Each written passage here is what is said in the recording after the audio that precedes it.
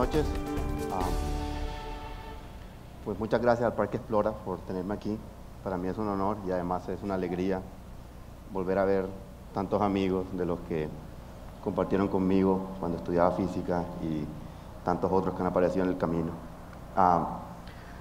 Bueno, yo voy a hablar sobre la luz en el espejo y va a ser un recorrido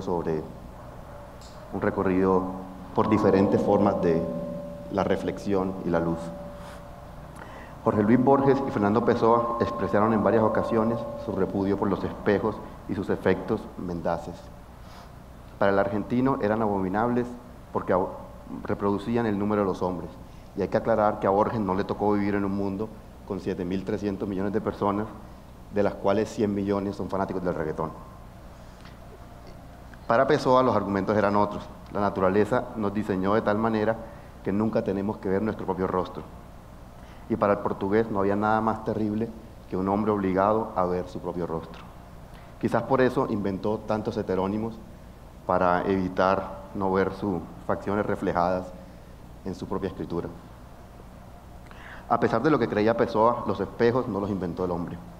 Desde mucho antes de que hubiera en la Tierra vida, el universo ya se reflejaba a sí mismo.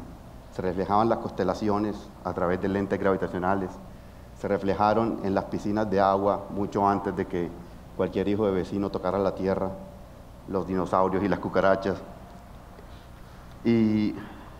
Pero quizás esto no le quita validez al argumento de Pessoa, porque no deja de ser terrible la verdad que un hombre tiene que enfrentar cuando se mira a sí mismo en el espejo. Los primeros espejos como objetos culturales de los que tenemos, de los que sabemos, fueron encontrados en Anatolia, lo que contemporáneamente es Turquía, y datan del 6000 a.C. Aquí en América se han encontrado espejos en Centro y Suramérica de 4000 años de antigüedad, y por esa misma época se estaban elaborando espejos de cobre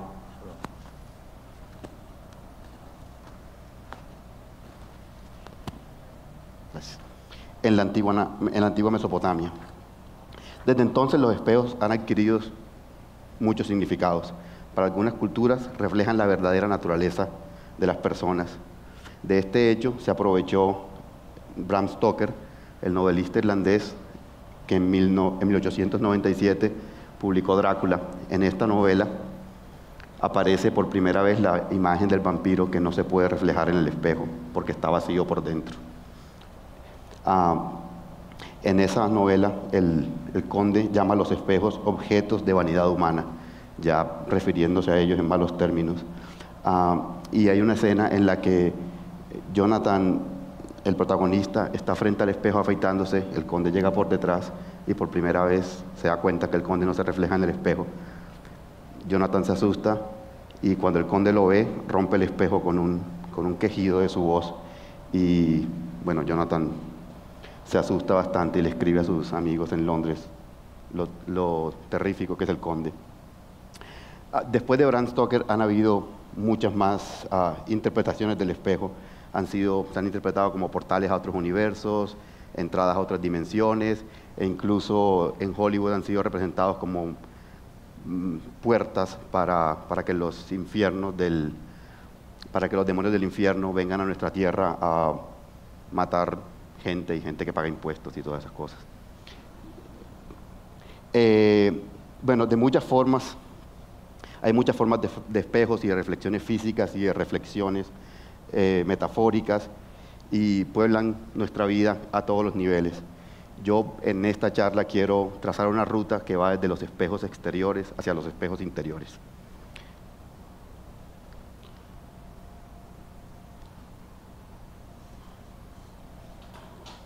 La cosmóloga estadounidense Jana Levin ha dedicado gran parte de su investigación a preguntarse si el universo es finito o infinito.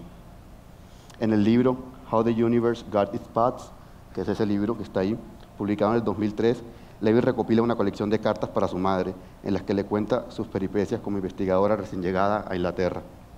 Al mismo tiempo, intenta explicarle los argumentos cosmológicos a favor de un universo finito. Entonces, bueno, ella pasó varios años en Cambridge estudiando cosmología y básicamente desarrollando teorías sobre si el universo debía ser finito o infinito, si debía tener una curvatura positiva o negativa, o debía ser plano, etcétera, etcétera, etcétera. En algún momento, Levin imagina un universo tan pequeño como una habitación con una bombilla eléctrica. En este universo, la luz está constantemente viajando a través del espacio finito e inevitablemente siempre vuelve al lugar de donde partió.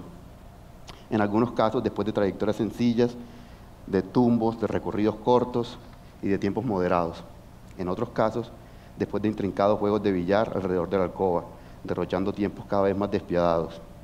Eventualmente, la luz producida por la bombilla llenará toda la estancia y rebotará por toda la cámara, agotando todas las trayectorias posibles, eliminando una a una las posibilidades geométricas y fatigando primero las soluciones más probables, las rutas más sencillas, para terminar llenando las soluciones más improbables.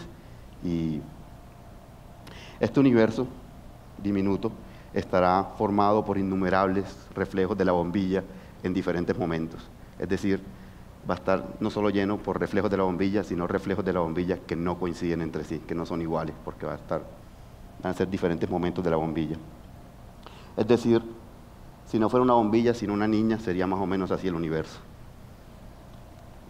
Levin entonces se pregunta por el tamaño de nuestro universo. ¿Será suficientemente pequeño para que algunas de las miles de galaxias que vemos en el cielo sean simplemente reflejos de nuestra propia galaxia en algún estado temprano de formación? Mi hermano era capaz de distinguir entre nuestras fotos, era capaz de distinguir si era yo o era él en las fotos de cuando éramos niños. Quizás a nosotros nos pasa lo mismo y cuando miramos al cielo creemos que vemos muchísimas galaxias y en realidad puede que estemos viendo reflejos de nuestra propia galaxia en otro estado, en otro tiempo, y no somos capaces de distinguirla. En últimas, un universo finito no es más que un laberinto de espejos. Una de las predicciones de la relatividad general es que el universo a gran escala está lleno de gigantescos lentes gravitacionales que llenan los cielos de duplicados engañosos de objetos lejanos. La cruz de Einstein, que es esta, entre otras cosas, nadie pensó en lo contradictorio de llamarlo cruz de Einstein pensando que Einstein era judío. No es el mejor nombre. En fin, la cruz de Einstein está formada por la imagen de un cuásar cuadruplicada por la gravedad de una galaxia. Aquí enfrente vemos la galaxia de rojo y los 4 puntos que vemos detrás es un cuásar que está detrás de la galaxia, pero en realidad es uno solo y vemos 4 de ellos. Esto sucede por la gravedad y voy a explicar un poco más el efecto.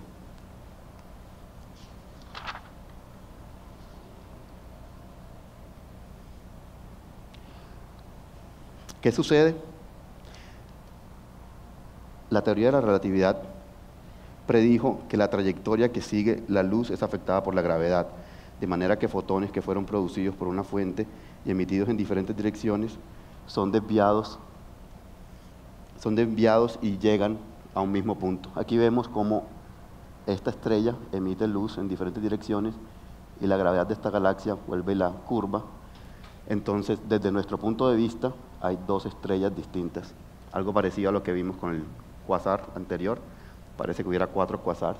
Es esto, ¿no? Lo que está sucediendo.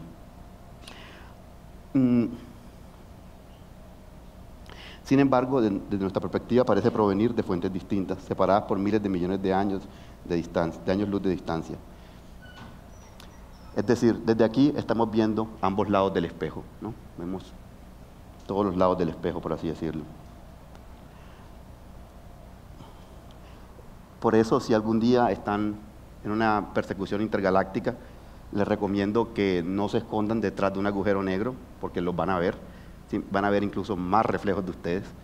Si de verdad se tienen que esconder, mejor se tiran al agujero negro y ahí sí no los van a ver.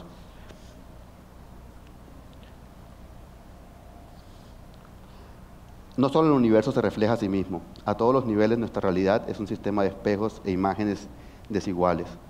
La multiplicidad de descripciones y reflejos fue uno de los grandes problemas para las ciencias sociales en el siglo pasado. La fragmentación es la marca clara de nuestra época posmoderna.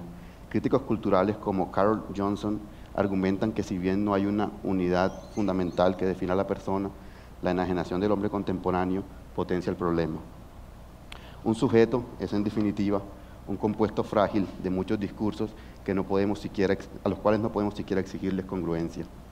De alguna manera, la fragmentación en diversos yos de un solo sujeto ha estado insinuada desde siempre, por lo menos en lengua castellana.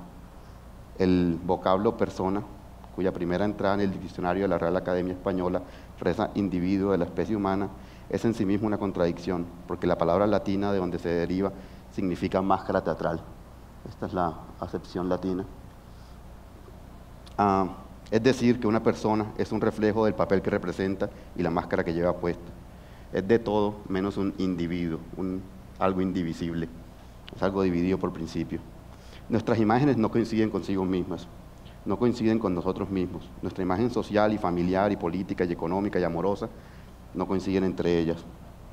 Nos miramos al espejo y no nos podemos reconocer como lo mostró Picasso. Aquí vemos a esta señora que no solo tiene en ella varios puntos de vista, ¿no? Toda la descomposición cúbica de Picasso nos muestra que una persona no tiene un solo perfil, sino muchos perfiles que no coinciden entre ellos. No solo tiene que sufrir eso, sino que además su reflexión en el espejo no coincide con la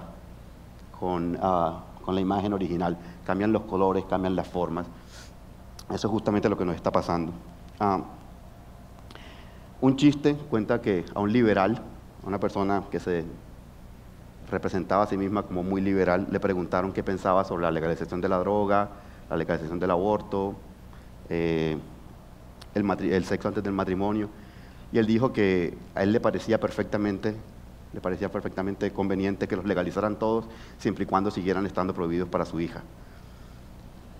Esto es lo que nos pasa a todos. Es imposible encajar nuestra imagen social, nuestra imagen personal, nuestra imagen de padres. Es imposible que todas quepan en un solo cuadro, a no ser que el cuadro se vea algo así, ¿no?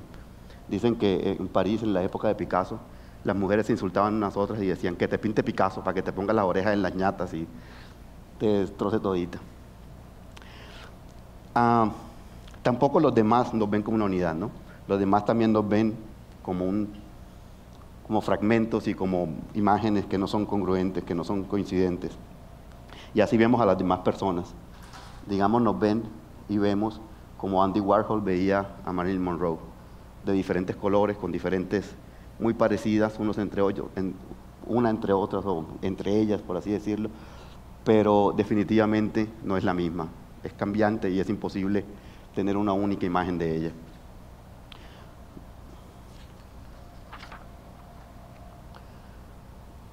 Cuenta San Marcos en el capítulo 5 que cuando Jesús llegó a Gerasa, se le acercó un hombre poseído por un espíritu impuro. El hombre vivía entre las tumbas y gritaba blasfemias, y la fuerza de los demonios que lo habitaban era tal que había roto las cadenas con las que alguna vez había estado sujetado.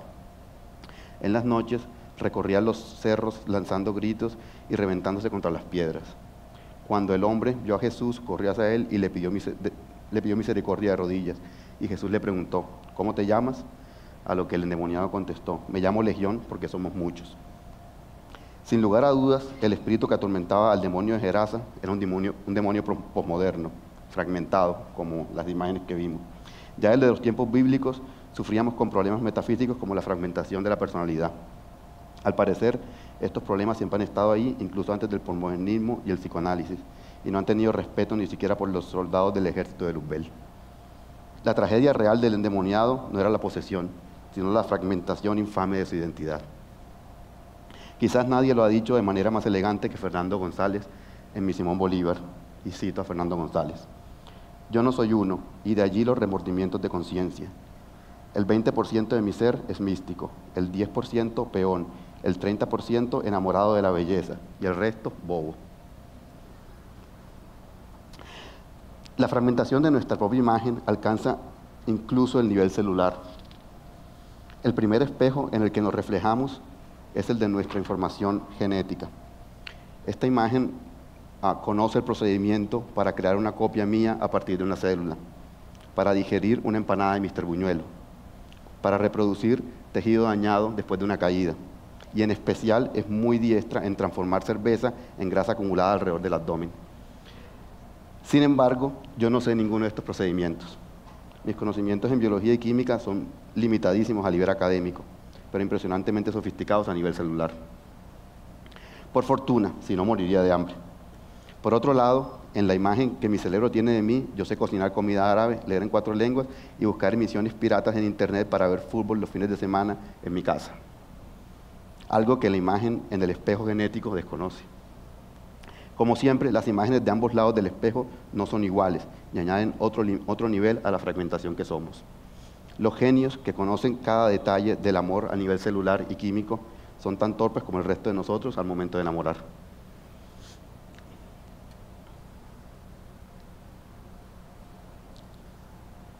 El lenguaje crea espejos de sí mismo que desafían la lógica. En el siglo VI, antes de nuestra era, ya había Epiménides, un cretense mítico, ya había advertido sobre los peligros de la lengua cuando se refleja a sí misma. Epiménides dijo: todos los cretenses son mentirosos. Inmediatamente nos encontramos con la paradoja de que esta oración solo puede ser cierta siendo falsa. Años después, el poeta místico Rumi, quien vivió entre 1207 y 1273, añadió un rizo al enunciado de Epiménides. El 16º de los 72 discursos contenidos en el Fiji Mafiji, espero que aquí nadie hable persa y nunca nadie que hable persa me escuche decir eso. Rumi aborda el problema de la confiabilidad del lenguaje. Rumi dice: cuando dices en esta época las palabras no son de confiar, ¿cómo es que te escuchamos decir que las palabras no son de confiar? Después de todo, eso lo dices usando palabras. Y aquí está el problema. Si entendemos que las palabras no son de confiar, el mensaje se prueba falso, ya que después de todo fueron apropiadas para transmitir la idea. Si no entendemos, entonces el contenido de lo dicho se demuestra cierto, que las palabras no son de confiar. Pero tenemos otro problema. Yo no podría justificar estar hablándoles y ustedes no podían justificar estar escuchando. Bertrand Russell, ese es Rumi, el poeta persa.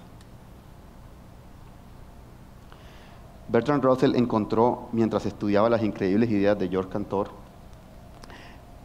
que estos reflejos introducían situaciones irresolubles al corazón de la lógica matemática. Russell pensó que, por una parte, están los grupos que no se contienen a sí mismos. Esto es un poco abstracto, espero que me puedan seguir. Que no son elementos de sí mismos. Por ejemplo, el diminuto conjunto de los políticos colombianos que son honestos. Por otra parte, están los grupos que sí se contienen a sí mismos, que son un elemento de sí mismos. Por ejemplo, el conjunto de todos los conjuntos. Claramente, este último conjunto se contiene como elemento, o el conjunto de todo lo que existe y no es un político colombiano corrupto. También se contiene como elemento. Este último conjunto cumple las condiciones para ser su propio elemento. Claramente existe, lo acabamos de nombrar, y no es un político corrupto colombiano. Es decir, el conjunto es conjunto y elemento de sí mismo. Entonces Russell se pregunta por el conjunto de todos los conjuntos que no se contienen a sí mismos. Hay dos opciones: que este conjunto sea elemento de sí mismo o que no lo sea. Pensemos, si este conjunto no se contiene a sí mismo como elemento, entonces tenemos un conjunto que no se contiene a sí mismo, que no es elemento del conjunto de todos los conjuntos que no se contienen a sí mismos. Eso es una contradicción. Entonces concluimos que el conjunto sí se contiene, pero inmediatamente nos damos cuenta que tenemos un elemento en el conjunto que no cumple con la condición para ser miembro, no contenerse, ¿no? Encontramos una contradicción. Si la explicación resultó muy complicada, voy a intentar otra. Supongamos que las bibliotecas tienen que hacer un catálogo de sus libros. Hay dos tipos de bibliotecarios: los que incluyen el catálogo dentro de la lista de sus libros y los que no incluyen ese catálogo dentro de la lista de sus libros, ¿no? Digamos que el bibliotecario de la Universidad de Antioquia decide que obviamente eso es un libro de la universidad y no hace falta listarlo en el catálogo. Pero el bibliotecario de AFIT dice, bueno, en últimas es un libro de la universidad, tenemos que listarlo en el catálogo. Al final, estos dos catálogos y todos los catálogos más son enviados a la Biblioteca Nacional, ¿no? Algunos de ellos se incluyen a sí mismos, otros no. En la Biblioteca Nacional se construyen dos catálogos de catálogos. Uno con todos los catálogos que se incluyen a sí mismos y otros con los que no. La pregunta es, ¿deben estos catálogos incluirse a sí mismos o no? El catálogo de los que se incluyen a sí mismos no tiene problema. Si el bibliotecario no lo incluye, de todas maneras es un catálogo correcto de los catálogos que sí se incluyen a sí mismos, ¿no? El catálogo no lo hace y por eso no aparece. Está bien, ¿no? No tiene por qué aparecer. Si el bibliotecario lo incluye, el catálogo sigue siendo preciso. Aparece en la lista porque sí se incluye a sí mismo. No hay problema. Ahora, el catálogo de los catálogos que no se incluyen a sí mismos es más complejo. El bibliotecario no lo puede incluir en sí mismo porque aparecería un catálogo que se incluye a sí mismo. Entonces, debería estar no dentro de ese catálogo, sino dentro del anterior que mencionamos, ¿no? Pero si no es incluido en el catálogo está incompleto.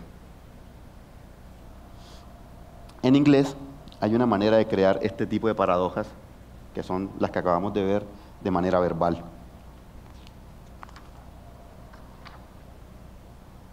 La idea es esta. Hay un verbo transitivo que se puede volver sustantivo y con esta estructura podemos crear una frase que reduce a solo una oración lo que dijimos antes.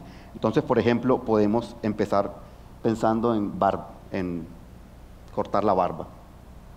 Entonces podemos decir, los barberos que afeitan a todos los barberos y solo a esos barberos que no se afeitan a sí mismos. Eso es una contradicción. Podemos usar los pintores que pintan a todos los pintores y solo a esos pintores que no se pintan a sí mismos.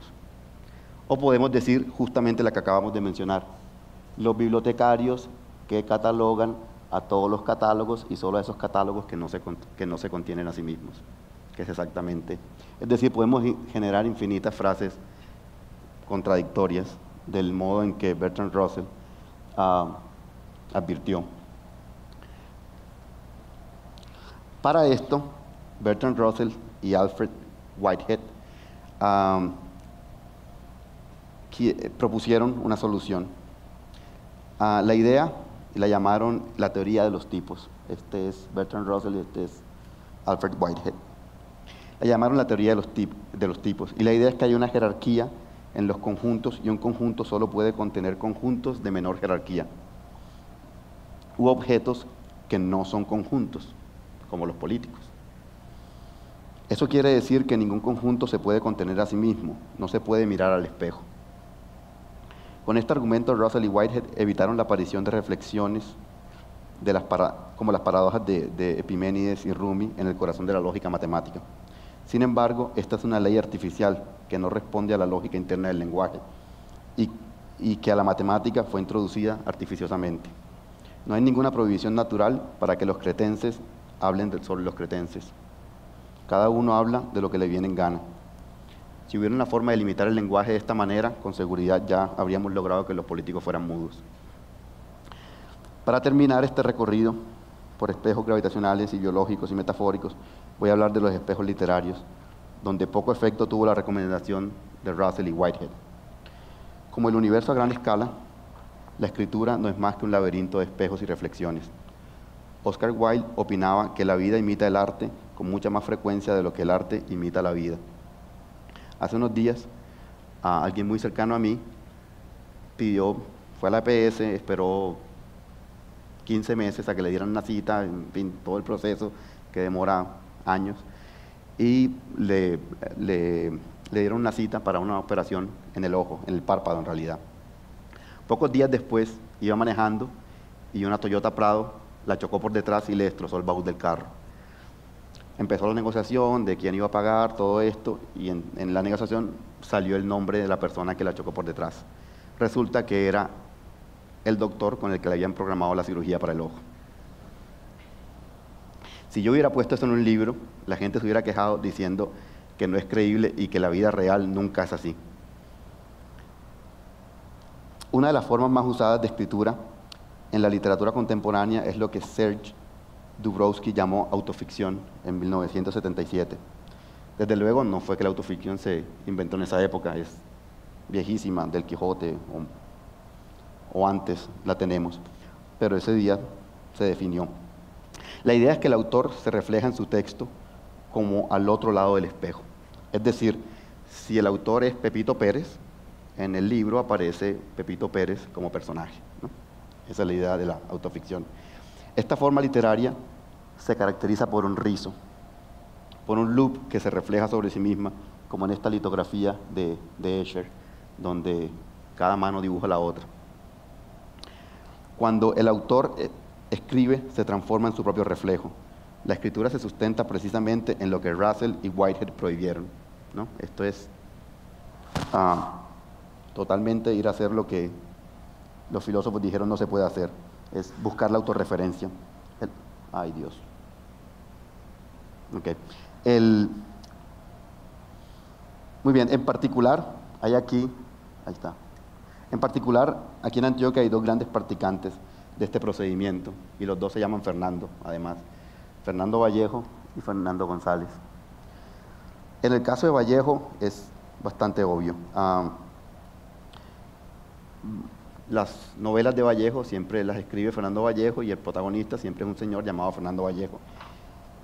De hecho, el señor Fernando Vallejo terminó volviéndose el personaje Fernando Vallejo, es decir, todo el círculo de las dos manos dibujándose una a la otra se cerró por completo. De hecho, aquí vemos a Vallejo siendo mucho más su personaje que cualquier otra cosa, ¿no? Casi una caricatura de sí mismo. También Fernando González utilizó esa estrategia de ser escritor y personaje en sus novelas, pero fue mucho más allá, porque él no solo aparece como personaje, sino que se inventó muchos alter egos que repiten cosas que han pasado en su vida. Es decir, no se recrea solo a sí mismo, sino proyecciones de sí mismo. Y a estos personajes no les pasan cosas muy lejanas a la vida del original Fernando Vallejo, sino cosas muy cercanas, es decir, cosas que les podrían haber pasado. Es decir, si Fernando González dobló por esta calle, a su alter ego dobla por la siguiente. No es que, no sé, sus alter egos van a la luna o nada por el estilo. Todo se mantiene muy cercano a la vida real de Fernando González. Es decir, que construye una narrativa de las posibilidades de su vida, de lo que estuvo al alcance de la mano para vivir. Es decir, termina enriqueciendo su propia experiencia, no con la añoranza de lo que no pudo ser, sino con un cuerpo de palabras de lo que también fue, porque estuvo a la mano. Quien falta aquí es Borges, que fue maestro de los reflejos literarios y de la autoficción. Su obra en realidad no es más que una pregunta por la imagen del espejo. ¿Qué pasa en el espejo? En Borges y yo hay otro Borges que le roba la vida. En Tlön ut var orbis tertius hay un universo de papel que termina tomándose el universo real, una imagen en el espejo que termina tomándose el universo real. En Del rigor de la ciencia hay un reino obsesionado con construir mapas y terminan construyendo un mapa que termina reemplazando al imperio real porque es un mapa del tamaño del imperio. Es decir, es una imagen en el espejo del imperio. Es decir, lo que en últimas pasó con ese imperio, más o menos lo que está pasando con Facebook y la vida social real, ¿no? Se está construyendo un mapa y el mapa está reemplazando la realidad. En Pierre Menard, autor del Quijote, en realidad es la copia la que tiene valor, ¿no? Hay otro autor que decide escribir el Quijote exactamente igual como le había escrito Cervantes, sin embargo para Borges ese Quijote es mucho mejor. De hecho, él ya nos había dado una idea de eso. En una entrevista le preguntan por el Quijote y él dice, Bueno, que él lo leyó por primera vez a los 7, 8 años en la biblioteca de su abuela, y su abuela era inglesa, entonces lo leyó en inglés. Y a los 20, 21, no sé, lo volvió a leer, esta vez en español, y dice que lo decepcionó, porque no era tan bueno como en inglés. Es decir, nuevamente, él se pregunta es por la imagen en el espejo y le interesa es la copia o la imagen en el espejo, no el original. Pero una cosa nos advierte Borges en todos estos ejemplos, y es que el reflejo al otro lado del cristal nunca es igual al original. No ha sido en las galaxias, no ha sido en el ADN y la conciencia, no ha sido en ninguno de estos ejemplos que hemos mencionado.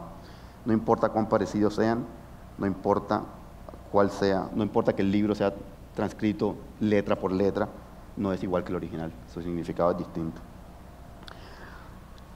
La convergencia en últimas resulta ser una ilusión mucho más seguida de lo que creemos. En mi época de estudiante, uno de los ejercicios que nos tocó hacer fue resolver las trayectorias de planetas del sistema solar, y para mí fue muy sorprendente darme cuenta que las trayectorias elípticas no se cierran sobre sí mismas, es decir, al año siguiente no volvemos a pasar por el mismo punto, sino que las trayectorias son como este intento continuo e inútil de hacer una elipse perfecta. Y la literatura es posible solamente, no es posible precisamente ni en la convergencia, ni en la elipse perfecta, ni en la divergencia, que sería que el planeta se vaya para el carajo, ¿no? Sino la literatura es posible justamente en esta convergencia imprecisa de las cosas, porque el lenguaje siempre se busca y se aleja de sí mismo, el autor persigue a su personaje, se quiere volver él, la ficción persigue a la imaginación y la realidad a la verdad, y a veces no son distinguibles. Es decir, que este proceso existe en la convergencia inexacta y en la milimétrica divergencia de los detalles. Las superficies de los espejos en los que se refleja el universo no son cristales pulidos como para un telescopio espacial. Por el contrario, son superficies rugosas, su reflexión es opaca y la imagen que producen oscura. Los libros son para la noche, para la sombra, para enfrentar los opuestos sin que se cancelen, para permitir las contradicciones que la luz de la lógica condena. Igual pasa con la vida y con el universo. Son posibles no gracias a la repetición perfecta, sino a la imperfección sutil. Nuestro lado izquierdo es un reflejo imperfecto del derecho. Nosotros somos una mala reproducción de nuestros padres. La materia de la que estamos hechos existe gracias a una minúscula desproporción entre materia y antimateria hace miles de millones de años. Imperfección y reflexión son las marcas de la naturaleza. Imperfección y reflexión son las marcas del hombre. El universo a gran escala se refleja en el universo a mediana escala. Los padres se reflejan en los hijos, las ramas de los árboles secos en el invierno reflejan como un espejo invertido las venas y las arterias que recorren los pulmones. Don Quijote se refleja en el bachiller Sansón Carrasco, disfrazado como el caballero de los espejos. Comencé recordándoles o comentándoles que Pessoa aborrecía a los espejos porque para él no había nada más terrible que un hombre obligado a ver su propia imagen. Triste destino el nuestro, porque donde quiera que miremos, bien sea el universo profundo o las hélices del ADN, las páginas de un libro o la empeñada órbita de un planeta, lo que en realidad vemos reflejado son fragmentos de nuestro propio rostro. Muchas gracias.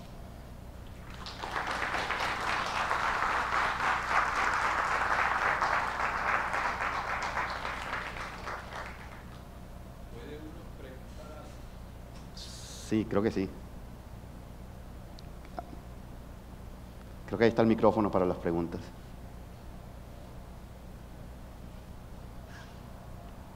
Sonido. Invitamos a las personas que quieran hacer una pregunta, por favor, se acerquen al micrófono.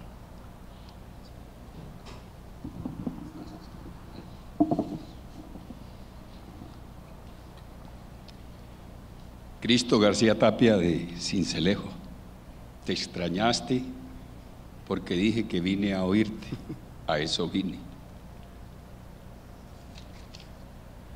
A mí cuando se me ocurre, y es una novedad absoluta para mis 65 años, son los universos paralelos, espejos.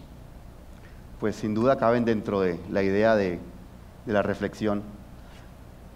Técnicamente hablando, desde la física, depende de cosas muy puntuales como cuánto es la masa del Higgs y, en fin, un montón de cosas que tampoco sé.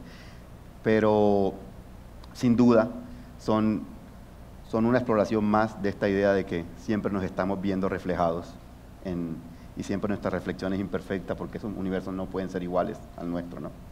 Sin duda repiten esa idea de que estamos viendo nuestro rostro deformado en todas partes. Muchas gracias.